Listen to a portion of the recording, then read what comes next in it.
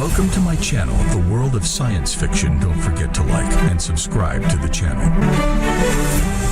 Metal whispered under his glove. Jake Harris froze mid-reach, fingertips hovering millimeters from the capsule's frost-rimed surface. The vault of Sector Gamma stretched around him like the ribcage of something dead and vast. Cathedral quiet, cold enough to burn his lungs, air so still it felt solid. Emergency lighting cast everything in sickly amber, throwing long shadows across rows of sealed cryopods and decommissioned weapons stacked like tombstones. 200 years of wars ended, cataloged and buried. At the vault's heart stood the capsule, the one they didn't talk about, the one that wasn't in any manifest. Inside, a warrior, blue skin, darker than cobalt, lighter than midnight, armor black as vacuum, edges worn smooth by use, not ceremony. A sword rested across her chest, long, slightly curved, its hilt wrapped in something that might have been leather once. Her hands were folded over the blade, peaceful, almost, except for her eyes. Even closed, even frozen, they held an expression Jake couldn't name. Not sleep, not death, waiting. He'd been a vault technician for 3 years. He knew the rules. Don't touch the Qatar bioweapons. Don't open the Centauri plague vaults. Don't ever approach Capsule 7. But Colonel Warren's last transmission had been crystal clear. Retrieve the Zyra artifact, immediate extraction, no logs. No logs meant no witnesses. Jake's hand found the release mechanism. His fingers were steady. They shouldn't have been. The hiss of depressurization, soft like a last breath released. Vapor rolled out in thick clouds. Seals cracked. Hydraulics groaned. The woman inside didn't move. Then she did. Not a twitch. Not a gasp. She rose, smooth, deliberate, like something pulled upward by invisible strings. The sword stayed balanced across her palms. Frost cascaded off her shoulders in glittering sheets. Her eyes opened. White. Completely white, no iris, no pupil. Just luminous pearl that seemed to drink the dim light and give nothing back. Jake's hand went to his sidearm. He didn't draw. Couldn't. His body had locked up the moment those eyes fixed on him. She tilted her head, studying him with an expression that might have been curiosity or hunger. Then she spoke, and her voice was wrong. Too resonant, layered, like two people speaking in perfect unison. Where am I? Her accent was thick, but the words were clear. Alliance Standard, learned centuries ago from soldiers who were dust now. Jake forced his throat to work. Alliance Research Bay, Sector Gamma. You've been in stasis. She stepped out, barefoot on sub-freezing steel. No flinch. I remember the cold, the promise that I would wake when my people needed me. She looked around the vault, at the sealed capsules, at the weapons gathering dust. This is not that awakening. No, Jake admitted. It's not. Something shifted in her expression. The curiosity bled away, leaving only the hunger. She turned the full weight of those white eyes on him and took a step closer. Then finish what your kind began. Her voice dropped lower, intimate and terrible. 2 centuries asleep, and still I wake in a cage. The sword was in her hand now. Jake hadn't seen her move. You have my people's weapon, she continued, each word precise as a blade's edge. You have my body in your vault. Tell me, human, what am I to you? Trophy? Threat? Or just another dead thing you're afraid to bury? Jake's hand tightened on his weapon, but he didn't draw. Some instinct deeper than training told him that drawing would be the last thing he ever did. I don't know what you are, he said carefully, but I know you're not supposed to be awake. The capsule was set for indefinite stasis. Someone triggered the release remotely? Her head tilted again, sharper this time. Someone wanted me out. Or wanted someone in here with you when you woke. They stared at each other across 3 meters of freezing air. Jake could see his breath. Hers was invisible. She took another step. The sword moved with her. Extension of her arm, natural as breathing. I know that pulse, she said softly. The blade remembers it. The rhythm of those who burned my sky. I wasn't there, Jake said. I wasn't born when the Zira conflict ended. Then why does your fear taste the same? She lunged, no warning, no wind-up. One instant she was 3 meters away, the next she was on him, sword-cutting air where his throat had been a fraction of a second earlier. Jake threw himself sideways, hit the ground rolling, came up with his weapon drawn and firing in one smooth motion. The plasma bolt caught her in the ribs. She stumbled, shock flashing across her face, sword clattering. Jake saw the burns spreading, armor peeling back to blistered blue skin. She pressed a hand to the wound. Her white eyes found his. "You shot me." Surprised, almost impressed. Her knees buckled. Jake caught her before she hit the floor. Stupid. Suicidal. But his arms moved on their own, taking her weight, lowering her to the cold steel. Up close, lighter than he expected. Stronger. Corded muscle through the armor. The burn was bad. Deep. Hatred met exhaustion in the space between them, and faltered. "Ilara," she whispered. It took him a moment to realize it was her name. "Jake," he answered. Her mouth quirked. Not quite a smile, but close. Jake. Human name. Short. Efficient. Good for shouting orders on a battlefield. "Yeah, well, we're not on a battlefield." The siren cut him off. Red light flooded the vault. The temperature dropped another 5 degrees as emergency protocols kicked in. A voice, mechanical, emotionless, filled the air. "Contamination detected. Sector Gamma lockdown initiated. Protocol purity active in T-10 minutes." Jake's blood turned to ice. Protocol purity. The Alliance's answer to uncontrolled bioweapons or alien contamination. Seal the sector, vent the atmosphere, incinerate everything inside. No appeals, no overrides. 10 minutes to live. Ilara's hand closed around his wrist. Iron grip. "What is that?" Someone deciding we're both problems that need solving. The wall nearest them detonated inward. Not an explosion.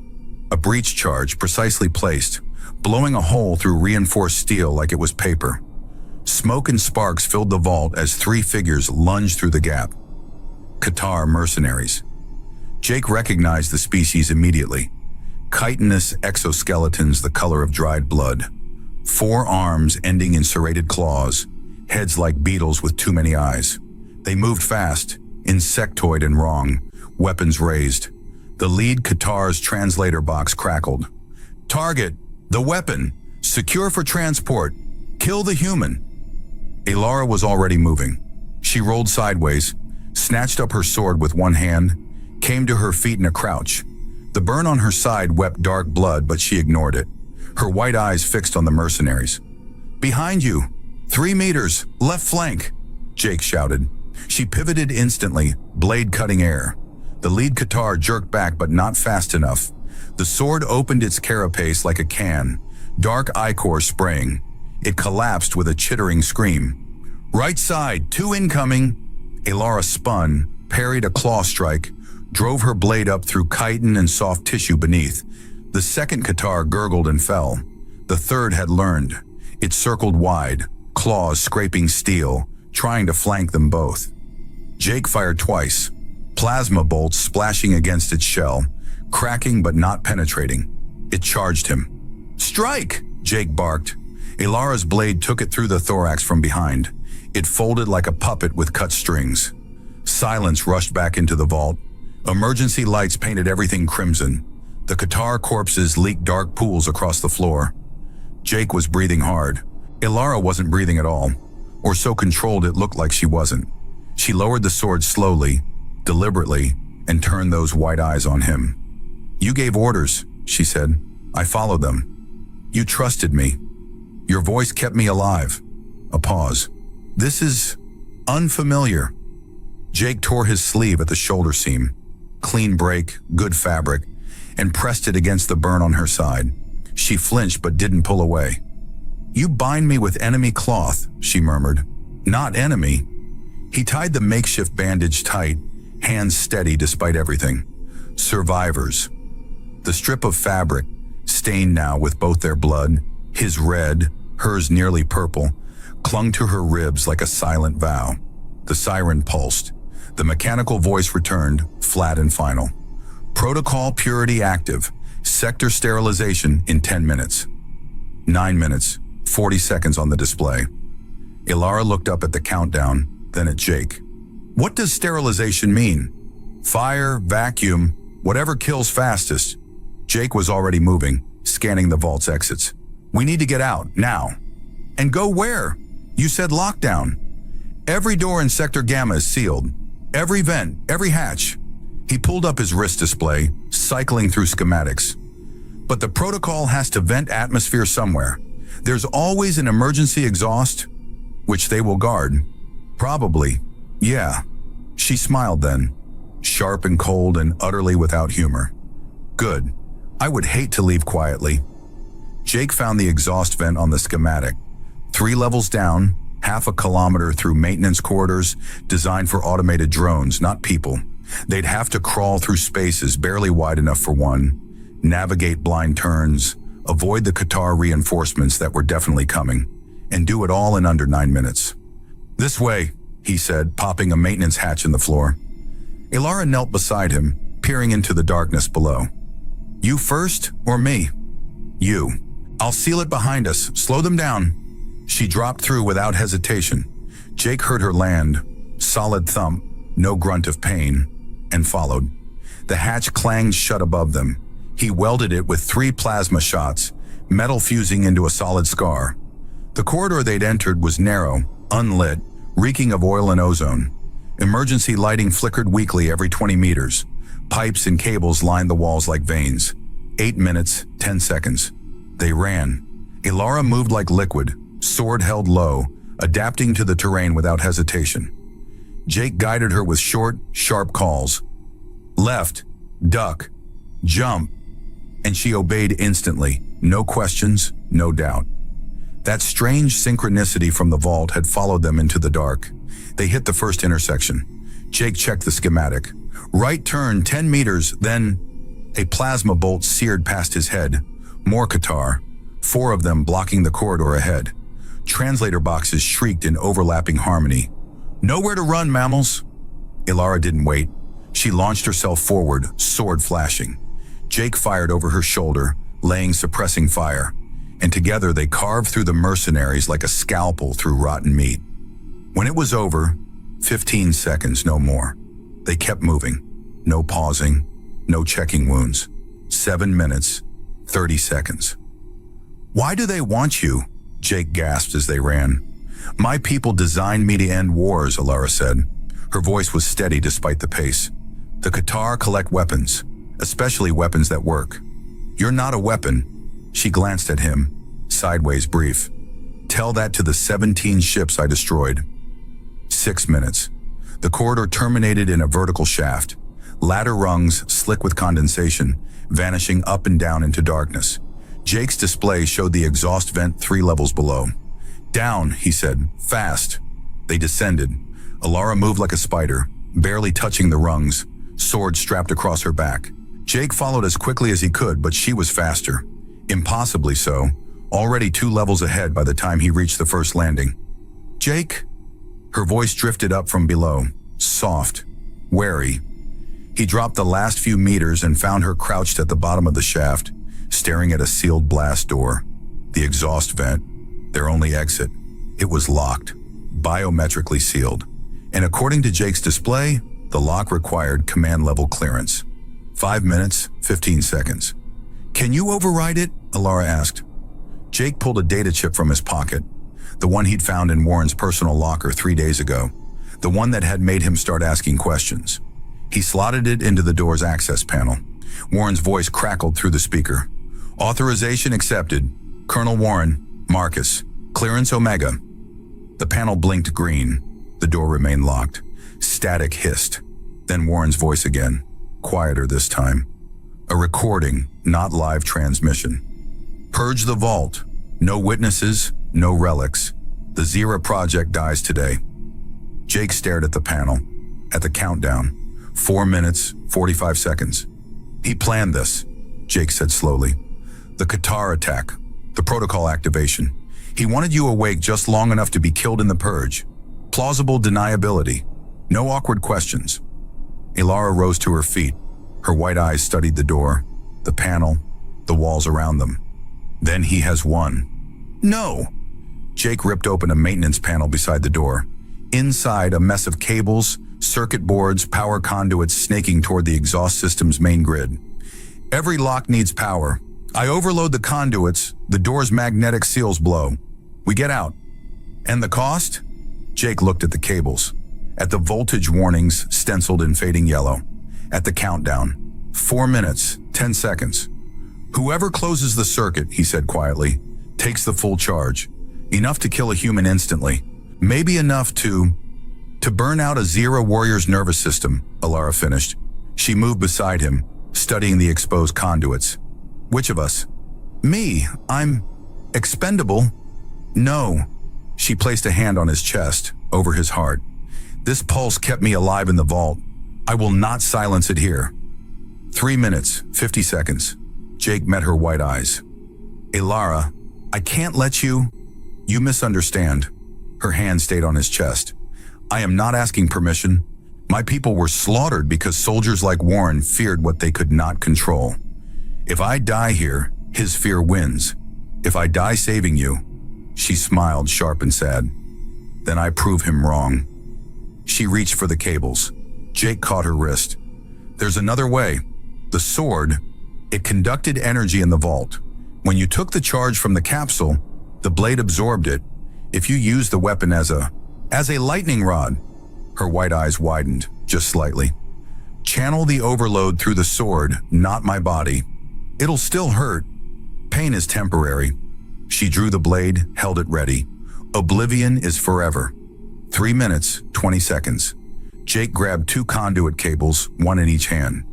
When I pull these, the system will surge. You ground the sword in the door's access panel. The charge flows through the blade, into the panel, blows the magnetic seals. And if the sword shatters, then we die in about 3 minutes. Alara laughed. Short, bitter, but genuine. I have missed this, the clarity of imminent death. Ready? Always. Jake pulled. The conduits shrieked. Electricity arced between his hands, blue, white, and howling, enough voltage to vaporize a human in seconds. He felt his muscles lock, his vision white out. Alara drove the sword into the access panel. The blade sang, a note so high and pure it shattered thought. Light exploded through the corridor, blinding, electric blue bleeding to white bleeding to something beyond color. The sword drank the surge, every amp, every volt, pulling it through steel and into the panel's guts. The magnetic seals screamed and died. The blast door fell open. The light died with it. Jake collapsed, hands smoking, barely conscious. Alara caught him. She was on her knees, the sword clutched in shaking hands, but she caught him, pulled him toward the open door. 2 minutes, 30 seconds. They crawled through. On the other side, a maintenance shaft, steep but climbable, leading up toward the sector's outer hull. Daylight, real daylight, leaked through cracks above.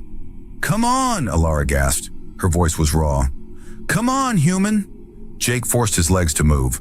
Alara half carried, half dragged him up the shaft. The sword was strapped to her back again, still glowing faintly, pulsing in time with her heartbeat. 2 minutes. They hit the outer hatch. Alara kicked it open.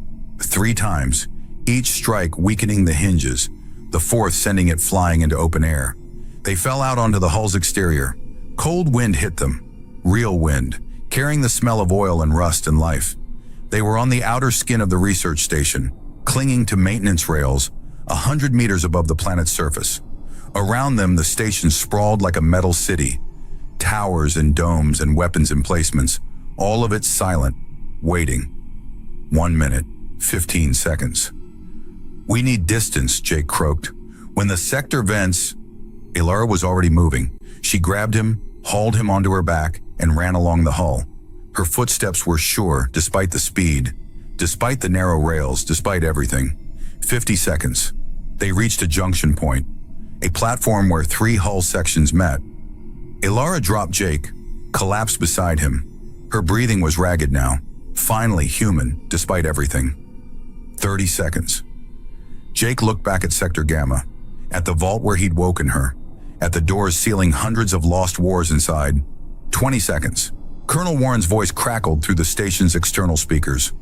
All personnel, Sector Gamma purge in 15 seconds. Avert your eyes. 10 seconds. Alara reached for Jake's hand. Her fingers closed around his. Cold, strong, trembling. 5 seconds. He squeezed back. 0. Sector Gamma breathed out. Every vent, every hatch, every sealed door burst open simultaneously. Atmosphere rushed out in a howl, carrying fire and debris and 2 centuries of silence. The vault section glowed white-hot, then orange, then red as heat bled away into vacuum. When it was over, Sector Gamma was a gutted shell. Jake stared at the ruin.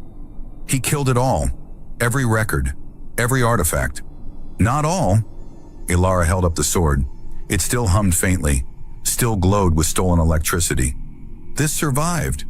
And you. Yes. She looked at him. And me. Footsteps. Multiple. Echoing across the hull. Jake forced himself upright, weapon drawn. Alara rose smoothly despite her wounds, sword ready. A squad of Alliance soldiers appeared around the corner. 12 of them, weapons raised, faceplates down. And at their center, walking with the calm of someone who'd expected this outcome all along, Colonel Marcus Warren. He was older than Jake remembered, gray at the temples, lines carved deep around his mouth. He wore full combat gear, but his helmet was off, showing a face that might have been handsome once, before whatever happened to make him capable of this. Warren stopped 10 meters away. His soldiers fanned out, covering every angle. "Well," Warren said. His voice was quiet, disappointed. "You survived." "Despite your best efforts," Jake said. "Not my best. My best would have had you dead in the vault." Warren's eyes flicked to Alara. "But I underestimated her. A failing I won't repeat." Alara said nothing. She simply stood, sword ready, white eyes locked on Warren like targeting lasers. Warren sighed. "You don't understand what she is, Harris. What that thing in the vault represented. The Zira didn't make warriors. They made plagues, self-replicating, adaptive, impossible to stop. She's the last one, and as long as she exists, someone will try to use her. So you tried to kill her," Jake said. "And me. You were collateral damage. Regrettable, but necessary." Warren raised a hand. His soldiers tensed. "I'm giving you one chance. Step away from the Zira construct. Walk away. Live. And if I don't, then you die with it." Warren's hand dropped. "Open fire." Alara moved. She didn't charge Warren. She charged the soldiers, sword flashing, impossibly fast. Jake saw her blade cut through weapon barrels, through armor seals, through the space between trigger and firing. She wasn't killing. She was dismantling. Each strike surgical, brutal, precise. Jake fired at Warren. The colonel's personal shield flared, deflecting the plasma. Warren drew his own weapon, returned fire. Jake rolled behind a support strut as bolts hissed past. "You're protecting a weapon," Warren shouted over the chaos. "I'm protecting a person," Jake shouted back. The firefight lasted 30 seconds. When it ended, Warren's squad was down. Not dead, but disarmed, wounded, no longer threats. Alara stood among them, breathing hard, sword dripping dark blood from a dozen species. Warren stood alone. His shield was down. His weapon was empty, but he was smiling. "You think you've won?" He gestured at the gutted Sector Gamma. "I've already buried the evidence. The Zira project is officially dead. And when I report that a rogue technician released a bioweapon that killed 12 soldiers before being neutralized," he shook his head. "You're already ghosts." Alara walked toward him, slow, deliberate. Warren's smile faltered. "You won't kill me. Your kind doesn't. That's why you lost the war." Alara stopped inches from him. Her white eyes studied his face like she was memorizing it. "You're right," she said quietly. "My kind doesn't kill. We remember." She drew the sword back and drove it into the hull beside Warren's head. The blade sank deep, humming, electric blue light crawling across its surface. Warren flinched. He couldn't help it. "I will remember you," Alara said. "Marcus Warren, the man who tried to bury history because he feared it. And every day I live, every day I choose to live, you lose." She stepped back. Warren stared at the sword, at Alara, at Jake. Then he ran. His soldiers followed, limping, supporting each other. Within 30 seconds, they were gone, vanished into the station's maze of corridors and hatches. Jake waited until the footsteps faded completely. Then he let out a breath he'd been holding for what felt like hours. "You let him go," he said. "Yes. He'll come after us, report us, send everything he has." "I know." Ilara pulled the sword from the hull. "But if I killed him, I would prove him right, that I am only a weapon." She turned to face Jake. "You said I was a person. I choose to be one." Jake felt something break open in his chest. Relief or grief or exhaustion. He couldn't tell which. Ilara swayed. The wound on her side had reopened during the fight, dark blood soaking through the makeshift bandage. She pressed a hand to it, grimaced. "Come on," Jake said. He moved to her side, took some of her weight. "There's a medical bay in the civilian quarter. We can patch you up, steal supplies, disappear before Warren calls in reinforcements." "And go where?" "I don't know. Somewhere the Alliance won't look." He met her white eyes. "Somewhere you can decide what you want to be." Ilara smiled. Small, tired, but real. "A person who is not a weapon. This will be unfamiliar." "Yeah, well." Jake started walking, supporting her. "You've got time to figure it out." They moved across the hull, two figures against the vast machinery of the station. Below them, the planet turned, green and blue and utterly indifferent to their survival. Behind them, Sector Gamma smoldered. Ahead, sirens were already beginning to wail. The medical bay was empty when they arrived. Jake sealed the door, activated privacy locks, and turned to find Ilara already stripping off her damaged armor. Underneath her body was a map of scars. Old ones, white against blue skin, telling stories of wars he'd only read about. The burn on her side was the worst. Plasma had cooked through layers of tissue, leaving a crater the size of his fist. She looked at it clinically without emotion. "Can you repair this?" she asked. "Not repair, but I can stabilize it, keep you alive long enough to heal naturally." Jake pulled out medical supplies, antiseptic, synthetic skin, regeneration gel. "This is going to hurt. Everything hurts." She sat on the examination table, held still. "Proceed." He worked in silence, cleaning the wound, sealing the worst of the damage, layering synthetic skin over raw tissue. Ilara didn't flinch, didn't make a sound, but her hand, resting on the table beside her, slowly clenched into a fist. "Why did you wake me?" she asked suddenly. Jake didn't look up from his work. "Warren's orders. Retrieve the Zyra artifact." "And you followed them?" "At first. Then I found the recording, heard him planning the purge." He applied the last layer of synthetic skin, smooth and translucent. "I couldn't let him bury you without a choice. A choice to die in a different way. A choice to live." Ilara was quiet for a long moment. Then, "I was born in a war, trained in killing before I learned language. My entire existence was shaped by violence." She looked at her hands. Strong, scarred, steady.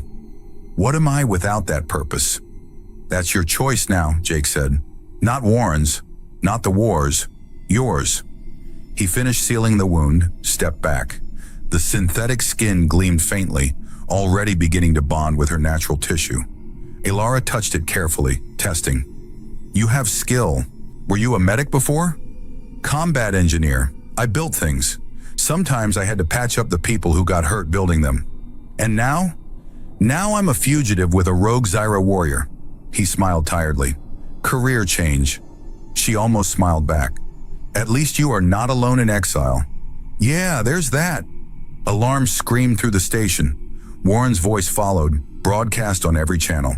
"Attention all personnel. Security breach in civilian quarter. Fugitives harass. Jake and unidentified Zyra combatant are armed and extremely dangerous. Lethal force authorized." Jake swore. "We've got maybe 5 minutes before this place is swarming with security. Then we run again." Ilara stood, testing her balance. The wound pulled but held. "Where?" "Docking bay. There's a cargo shuttle being prepped for a supply run to the outer colonies. If we can reach it before..." The door exploded inward. Not soldiers this time. Something worse. The machine that entered was 3 meters tall, humanoid but wrong, plated in black alloy that drank light. Its head was a smooth dome studded with sensor arrays. Its hands were weapons, pulse cannons, flamers, something that crackled with contained lightning. An Arbiter-class combat drone, Alliance military hardware, reserved for suppressing riots and putting down armed insurrections. Warren wasn't taking chances anymore. The Arbiter's speakers crackled. Targets acquired, comply or be neutralized. Ilara grabbed her sword. Jake raised his weapon. The Arbiter fired. They dove in opposite directions. Plasma scorched the air where they'd been standing, melting the examination table into slag. The Arbiter tracked Jake, cannon swiveling. Ilara hit it from the side. Her sword struck the drone's shoulder joint, cutting deep. Sparks flew. The Arbiter's arm went limp, cannons drooping. It pivoted, lightning crackling around its other hand, reaching for her. Jake fired 3 shots into its sensor array. The dome cracked, flickered. The Arbiter stumbled, blind now, swinging wildly. "Left side, joint!" Jake shouted. Ilara drove her blade into the Arbiter's left knee. The joint seized, collapsed. The drone toppled sideways, hit the floor with a sound like a collapsing building. It was still moving, still trying to kill them. Ilara raised her sword, drove it down through the Arbiter's central processor. The drone spasmed once and went still. Silence. Ringing silence. That, Ilara said quietly, was significantly harder than the Qatar. Warren sent his best. Jake checked the doorway. More alarms. Footsteps, lots of them, closing in. "We're out of time." "Then we move now." They ran. The station blurred around them. Corridors and checkpoints and civilians scattering as they passed. Jake led, following half-remembered maps toward the docking bay. Ilara followed, sword drawn, watching their backs. They hit a security checkpoint. Jake shot out the controls. The doors ground open. Beyond, the docking bay, vast and echoing, ships lined up like sleeping birds, and blocking their path, 12 more Arbiters. Jake's stomach dropped. "You have got to be kidding me." Ilara assessed the drones with the calm of someone who'd fought impossible odds before. "Can you fly?" "What? Can you fly a ship?" "Yeah, but..." "Then run to the shuttle. I will hold them." "Ilara, that's suicide." She looked at him. Her white eyes were clear, calm. "You gave me a choice, Jake. This is mine." Then she charged the Arbiters. Jake watched her go. This warrior from another age. This person who'd chosen to be more than her purpose. And something in him broke and reformed. Harder, clearer. He ran for the shuttle. Behind him, Ilara met the drones. Her sword flashed like lightning, each strike finding joints, sensors, weak points with surgical precision. She moved between them like water, never stopping, never slowing, the blade singing its high, deadly song. An Arbiter caught her with a backhand. She tumbled, rolled, came up bleeding. 2 more closed in.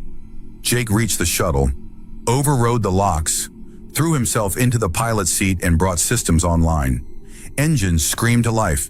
He turned the shuttle, weapons hot, targeting reticle, finding the Arbiters clustered around Ilara.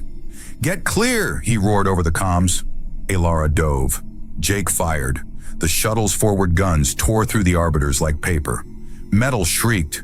Drones collapsed, sparking, disabled. The survivors turned their weapons on the shuttle. Jake punched the throttle. The shuttle lurched forward, ramp still open, heading straight for the melee. He saw Ilara running, saw her leap. She landed in the cargo bay, rolled, came up grinning, fierce and wild. "Go!" she shouted. Jake went. The shuttle screamed out of the bay, through the station's atmospheric shield, into open space. Behind them, the station's defense turrets tracked and fired. Plasma bolts hissed past. Jake threw the ship into a wild corkscrew, buying altitude, distance, life. A bolt clipped the shuttle's wing. Alarms screamed. Jake cursed and diverted power to shields. "How bad?" Ilara called from the cargo bay. "We'll make it, maybe."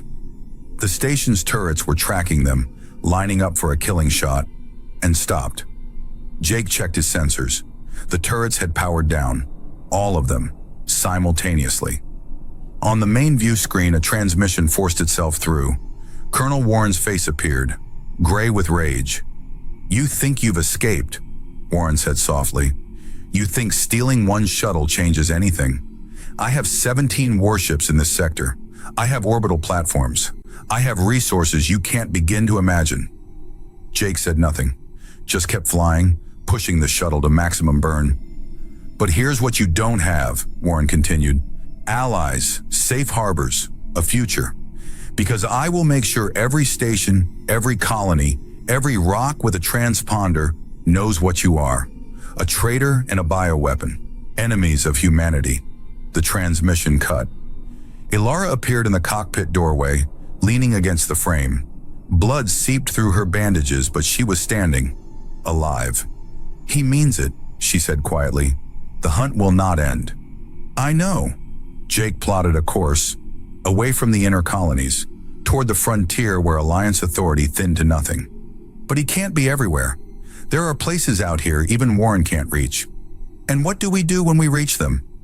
Jake looked at her, at this warrior who'd chosen mercy over vengeance, at the person emerging from beneath 2 centuries of war. "We live," he said. "We figure it out as we go. We prove that what you were doesn't have to be what you are." Ilara moved to the co-pilot's seat, sat carefully. Her white eyes studied the stars spreading before them. "I was built to destroy," she said. "Every instinct, every reflex, every thought, shaped by war. Do you truly believe I can be anything else? You let Warren live. You saved me instead of fighting. You chose." Jake adjusted their heading. "That's not programming. That's a person." Silence filled the cockpit, not uncomfortable, contemplative. Finally, Ilara spoke. "What is the first thing a person does when they are no longer a weapon?" Jake thought about it. "They find a reason to keep living." "And have you found yours?" He glanced at her, at the way she sat, exhausted but unbroken, at the sword resting across her lap, still glowing faintly with stolen electricity. "Getting there," he said. They flew for 6 hours. The shuttle rattled and groaned, wing damage spreading stress fractures through the hull. Jake nursed the engines, redistributing power, keeping them alive through sheer stubbornness and half-remembered engineering courses. Ilara sat silent in the co-pilot's seat, occasionally touching the wound on her side, checking for infection. The synthetic skin was holding but barely. She needed proper medical attention. Soon. "There," Jake said, pointing at his scanner. "Way Station Kilos. Independent trade hub, no Alliance jurisdiction. We can dock, get supplies, disappear into the population. And if Warren's agents are there, then we fight again." He looked at her. "You up for that?" Ilara's mouth curved, not quite a smile. "Always." They approached Kalos, a sprawling structure of connected modules and docking rings, organic in its growth, nothing like the military precision of Alliance stations. Ships clustered around it like flies on something sweet. Merchant vessels, pirate rigs, colony transports, all mixing without order or hierarchy. Jake requested docking clearance. A bored voice responded, "Docking fee is 200 credits. Berth 17. Don't cause trouble." "Wouldn't dream of it," Jake lied. They docked smoothly. The ramp lowered onto a platform thick with crowds. Humans, Qatar, species Jake didn't recognize. The air smelled of oil and cooking meat in unwashed bodies. Music blared from somewhere. An argument in 3 languages echoed off metal walls. Ilara stepped onto the platform and every conversation within 10 meters died. People stared. At her blue skin, at her white eyes, at the sword strapped to her back. A Qatar merchant backed away slowly. A human trader's hand drifted toward a concealed weapon. "Move," Jake said quietly. "Don't look back." They pushed through the crowd. Most people got out of their way. A few didn't. Jake saw hands reaching for weapons, for communicators. Ilara's hand closed around his wrist. "We are being followed." "How many?" 3. "No, 4. Splitting up to flank us." Jake scanned the crowd without turning his head. Spotted them. Rough-looking individuals with the casual violence of hired muscle. Not Alliance. Worse. Bounty hunters. "Warren put a price on us already," Jake muttered. "Then we must be worth something." Ilara's voice held grim humor. "How much? Does it matter? It tells us how hard they will try to collect." They ducked into a side corridor, narrower, darker, lined with shops selling everything legal and otherwise. The bounty hunters followed at a distance, not subtle, not trying to be. Jake spotted a service tunnel entrance. In here. They slipped through. The tunnel was maintenance access, unlit, barely wide enough for one person. Pipes dripped condensation. Something scurried in the darkness ahead. Behind them, footsteps. Closer now. They know where we went, Alara whispered. I know. Keep moving. The tunnel branched. Jake took the left path. Alara hesitated, then followed. The footsteps behind them split too.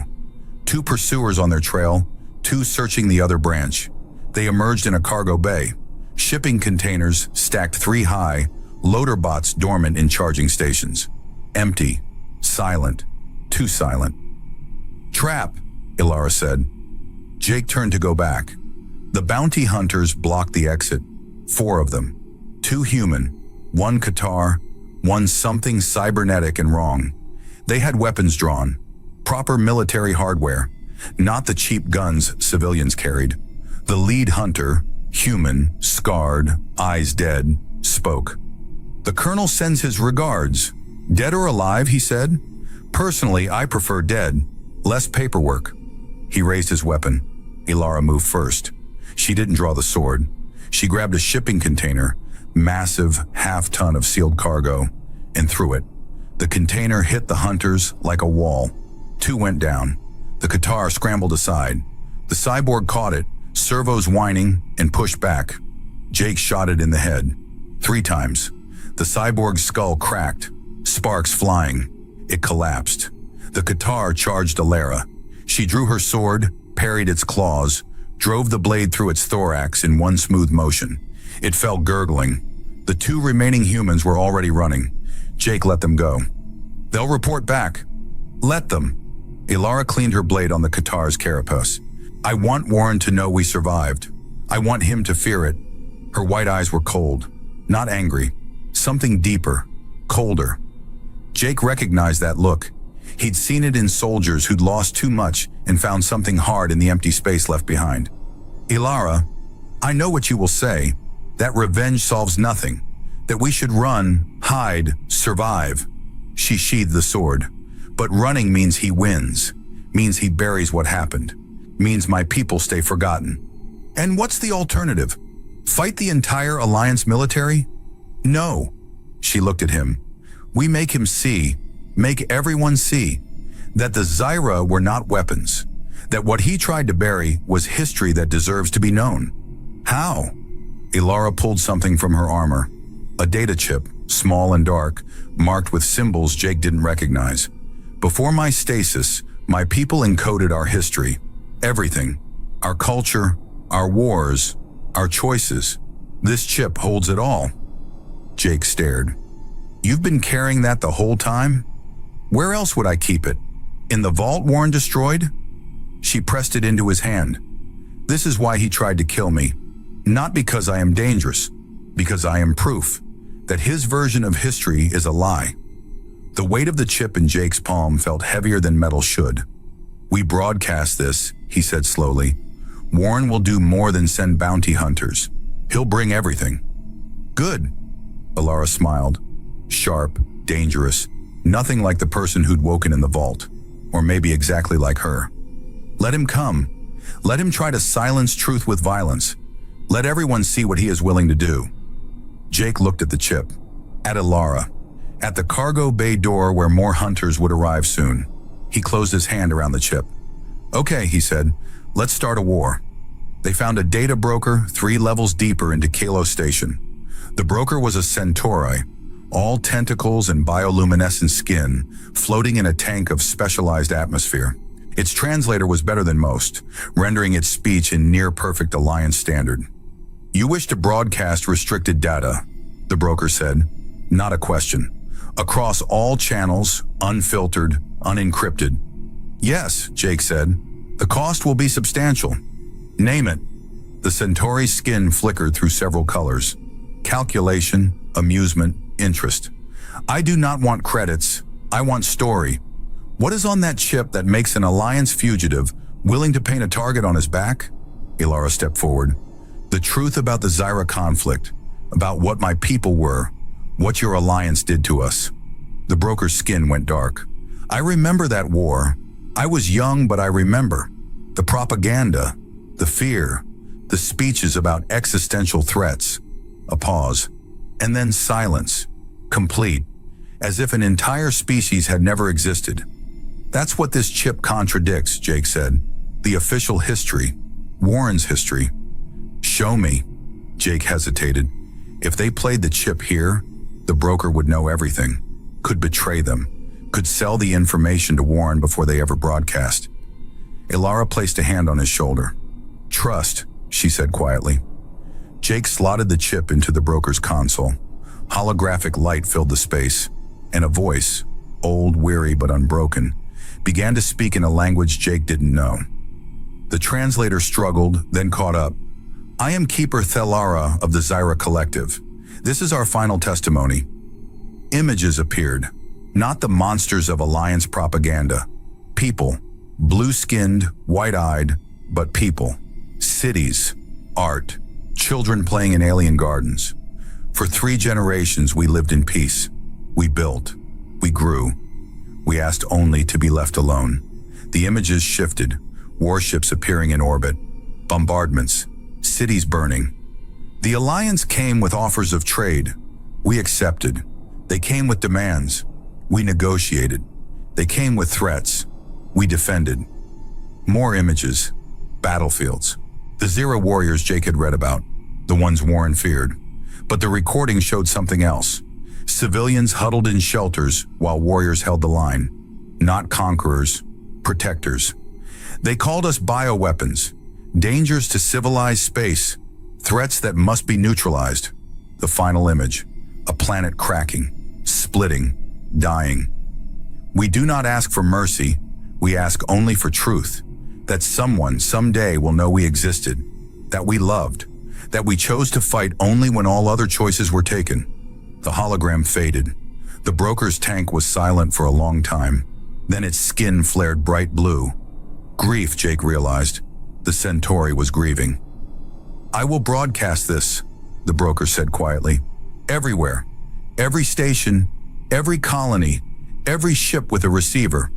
Warren will come for you," Jake warned. "Let him." The broker's tentacles writhed. "I am old. I remember when we told ourselves stories about being better than our fear. Perhaps it is time someone reminded us." The upload took 7 minutes. 7 minutes while Jake and Ilara stood in that small room, watching the data flow across networks, through relays, into the vastness of human space. 7 minutes before everything changed. The broker confirmed completion. "It is done. The truth is free." Jake felt something unclench in his chest. "Thank you. Do not thank me. Survive. That is how you honor what they died for." They left the broker's shop and headed deeper into Kello Station, away from the main corridors, away from anywhere predictable. They found a small hab unit to rent. One room barely furnished, but it had a door that locked and walls thick enough to muffle sound. Jake paid the attendant in cash. No names, no questions. Inside, Ilara finally allowed herself to sit. The wound on her side was bleeding again, synthetic skin failing. She pressed a hand to it, grimacing. Jake pulled out the last of their medical supplies. "This is going to need real attention soon." "Tomorrow." Her voice was faint. "Tonight, I need to rest." He cleaned the wound again, applied fresh synthetic skin, wrapped it tight. His hands were steadier than they should be. Muscle memory from too many field dressings. Too many soldiers who'd bled on him and lived because he refused to let them die. "Why are you helping me?" Ilara asked suddenly. Jake paused. "What do you mean?" "You could have left me in the vault. Could have run when Warren activated the purge. Could have taken a pod at any point and saved yourself." Her white eyes studied him. "Why choose this?" He thought about the question, about the real answer beneath the easy ones. "Because Warren was wrong," he said finally. "About you, about what you are. And I couldn't let him bury that truth just because it was convenient. That is principle. I am asking about reason." Jake met her eyes. "Maybe I don't have one. Maybe I'm just tired of watching powerful people decide who gets to be remembered and who gets erased." He finished wrapping her wound. Or maybe I just wanted to do one thing right. Ilara reached out, touched his face. Her hand was cold but gentle. You are a strange human, Jake Harris. Yeah, well, he managed a tired smile. You're a strange Zera warrior. Not warrior, not anymore. She let her hand fall. I do not know what I am now. You're Ilara. That's enough. She smiled. Small, genuine, almost shy. Then exhaustion took her, and she slumped against the wall, eyes closing. Jake stayed awake, monitoring the station's news feeds, watching the data spread. The recording was everywhere now, impossible to contain, impossible to deny, and the responses were already pouring in. Some called it propaganda, some called it revelation, some demanded investigations, tribunals, answers, and some, the ones that worried Jake most, called for blood. His comm unit chimed. Unknown sender. He almost ignored it. Then he saw the message. Warren is scrambling everything. Full fleet mobilization. You have 12 hours before he glasses Kilo Station. Get out now. A friend. Jake's blood turned cold. 12 hours. Not to escape. To evacuate thousands of civilians who had nothing to do with this. He looked at Ilara, sleeping fitfully against the wall, at the sword resting beside her, still glowing faintly, at the choice ahead. Run, save themselves. Let Warren do what he did best, erase problems with overwhelming force, or stay, warn the station, stand against what was coming. Not warrior, Ilara had said, not anymore, but maybe some fights chose you. Jake started typing messages, to the station authority, to the merchant guilds, to anyone who would listen. Evacuate. 12 hours. Warren is coming. He didn't sign his name. Didn't need to. By the time Ilara woke, 6 hours later, wounds screaming but healing, half the station was already in motion. Ships undocking, families boarding transports, the organized chaos of evacuation. She looked at Jake, at what he'd done. You warned them. Yeah. Warren will know we are still here. Probably. She stood, tested her balance, picked up her sword. Then we should leave too. In a minute. Jake was watching the evacuation feeds. I need to make sure the slowest ships get clear before... The proximity alarm screamed. On every monitor, every screen, every display. The same image. Alliance warships dropping out of FTL. 17 of them, arranged in battle formation, weapons hot, and at their center, Warren's flagship. A transmission forced itself onto every channel. Warren's face cold and certain. This is Colonel Marcus Warren of the Alliance Defense Fleet. Kilo Station is harboring fugitives and distributing classified materials. You have 1 hour to surrender Harris in the Zera construct, or this station will be destroyed. Evacuate now. The Alliance does not wish civilian casualties, but we will restore order. The channel cut. Jake looked at Ilara. 1 hour. We cannot fight 17 warships. No. He pulled up the shuttle's status. But we can lead them away. Buy time for the evacuation to complete. That is suicide. Probably. He managed a bitter smile. You said you wanted Warren to see us, to know we survived. Let's make sure he gets a good look. Ilara was quiet for a moment. Then she picked up her sword, strapped it to her back. If we are going to die, she said, we should die making it hurt. They ran through evacuating corridors. People fled past them, carrying children, dragging luggage, helping the injured. No one tried to stop them. Everyone knew what was happening. They reached their shuttle. Jake fired up engines while Ilara sealed the cargo bay. We need a plan, she said. Working on it. He pulled up tactical displays. 17 warships against one barely functional shuttle. The math was very, very bad, but math wasn't everything. Warren wants us alive, Jake said slowly, or at least wants the satisfaction of killing us himself, which means he won't just blow us apart from a distance. He will try to capture us. Right, which means we use that. Jake plotted a course, not away from the fleet, but toward it. We fly straight at his flagship, make him think we're trying to board, fight our way to him. Are we? Hell no. The instant we're past their point defense grid, we brake hard and run for the planet. Ilara studied the display. The planet is a gas giant, no surface to land on. Don't need surface, just need the gravity well in the atmosphere. We dive deep, kill our engines, drift. Their sensors won't find us in all that interference. And if Warren follows us down, then we die in a storm instead of vacuum. Jake looked at her. Better than giving him the satisfaction? She smiled, fierce and cold. I am beginning to understand why you survived the vault. They launched.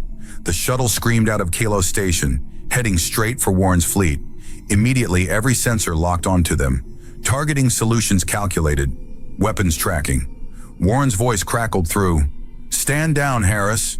Power down your engines and prepare to be boarded. Final warning. Jake opened a channel. You want us, Colonel? Come get us. He punched maximum thrust. The shuttle lunged forward, engines screaming, heading directly for the flagship's bridge. Point defense cannons opened fire. The space around them filled with plasma and railgun rounds. Jake threw the shuttle into evasive maneuvers. Wild, desperate, barely controlled. A round clipped their wing. Alarms screamed. Jake ignored them. Ilara, if you know any prayers, now would be good. My people did not pray. We endured. Great. Endure harder. They hit the fleet's defensive grid. Warships shifted, trying to block their approach without firing full broadsides. They wanted prisoners, not debris. That hesitation was everything. Jake drove between two cruisers, turbulence from their engines battering the shuttle. Came out the other side, flagship dead ahead, growing larger in the view screen. Warren's face appeared, actually surprised. You're insane. Finally figured that out? Jake yanked the controls. The shuttle broke hard, diving below the flagship's belly, rolling through space, engines redlining as they clawed for distance. Behind them, the fleet scrambled to reacquire targets. Too slow. Jake pointed the shuttle at the gas giant and opened the throttle all the way. They fell toward the planet. Behind them, Warren's fleet pursued. But they were massive, ponderous, built for firepower, not speed. The shuttle was tiny, nimble, desperate. They hit atmosphere. The shuttle shook itself apart. Jake fought the controls, keeping them on course. Down, down into the crushing pressure and screaming winds of the gas giant's upper layers. Sensors went blind. Communications cut out. The hull temperature spiked. And then they were through into the relative calm of the cloud layer. Jake killed engines. All of them. Emergency power only. The shuttle went silent, drifting in the alien wind, invisible among a billion tons of swirling gas. They waited. Minutes passed. An hour. The fleet's sensor pings washed over them, unable to penetrate the interference. Finally, Warren's voice, distant, crackling with static. They're gone. Probably crushed by pressure or incinerated by heat. Search pattern Delta for 3 hours, then return to formation. The pings faded. They were alone in the storm. Jake let out a breath he'd been holding since they launched. We're alive. Ilara was gripping her seat so hard the metal had bent. That was inadvisable. Yeah. He laughed, slightly hysterical. Yeah, it really was. They drifted in silence. The gas giant's winds carried them deeper, slowly, inexorably. Jake brought life support to minimum, conserved power, waited for Warren's fleet to give up and leave. 4 hours passed. Ilara broke the silence. What happens now? We wait until they leave. Then we surface, make for the outer colonies, find somewhere Warren can't reach. And then we live. We prove the recording was right, that you're more than what they made you. She looked at her hands, at the scars, at the blood under her nails from a dozen fights. What if I cannot? She asked quietly. What if 200 years of war cannot be undone? Jake reached across the cockpit, took her hand, cold, strong, trembling slightly. Then we figure it out together, he said, however long it takes. Her fingers closed around his. They sat in the storm. Two people who'd chosen each other over easier options, over survival, over everything the universe said they should be. And for a moment, just a moment, it was enough. They surfaced 6 hours later. Warren's fleet was gone. Kala Station was a distant spark, safe, evacuating the last civilians. The sector was quiet. Jake pointed the shuttle toward the frontier, toward places even Warren's reach couldn't find, toward whatever came next. Alara sat beside him, sword resting across her lap. Its glow had finally faded, the stolen electricity dissipated. Just metal now, just a weapon made into a tool, made into a memory. The recording, she said, it will change nothing, will it? Jake thought about the feeds he'd seen, the arguments already raging, the calls for justice meeting calls for silence. It'll change some things, he said. Maybe not enough, but it's there now. Truth doesn't die as easily as people. And us? We're there too, living proof that Warren was wrong. He glanced at her. That enough for you? She smiled. Small, genuine, no longer cold. For now. Ask me again tomorrow. Tomorrow then. They flew on into the black. Behind them the storm swallowed their trail. Ahead the stars offered no promises. But they were alive.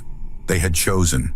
And in the vastness of space, in the wreckage of wars and the ruins of certainties, two people found something neither had known they needed. A reason to keep going. The shuttle's comm crackled. Jake tensed, hand going to weapons. But the voice that came through wasn't Warren's. It was young, nervous, human. Are you the ones from the recording? From the Zira testimony? Jake and Alara exchanged glances. Who's asking? Jake said carefully. My name is Kira Marin. I'm a reporter on Horizon Station. I saw what you broadcast. I saw what Colonel Warren tried to do. A pause. I want to help. Help how? By telling your story. By making sure people know what happened. That it wasn't just data and old recordings. That there are people involved. Living people who chose to stand up. Jake looked at Alara. She nodded slowly. All right, Jake said, but not over comms, and not anywhere Warren can find us. I understand. There's a place. Sanctuary Station. Independent, heavily defended. No alliance authority. I can meet you there. Jake pulled up navigation. Sanctuary was 3 days away at their shuttle's current speed. Deep in the frontier. Dangerous, but possible. We'll be there, he said. The comm went quiet. Alara touched the sword. More running, more hiding. No. Jake adjusted course. More choosing. Every time someone asks, every time we speak, we choose to make Warren's lie smaller. He looked at her. That's not hiding. That's fighting. Her white eyes met his. Then we fight. In our way. In our way, he agreed. The shuttle pushed deeper into the frontier, carrying two people who'd survived when they shouldn't have, who'd chosen when it would have been easier not to, who decided that truth was worth the cost. They forged her to avenge the dead. He taught her to live for them. And in the space between those two truths, something new was born. Hope.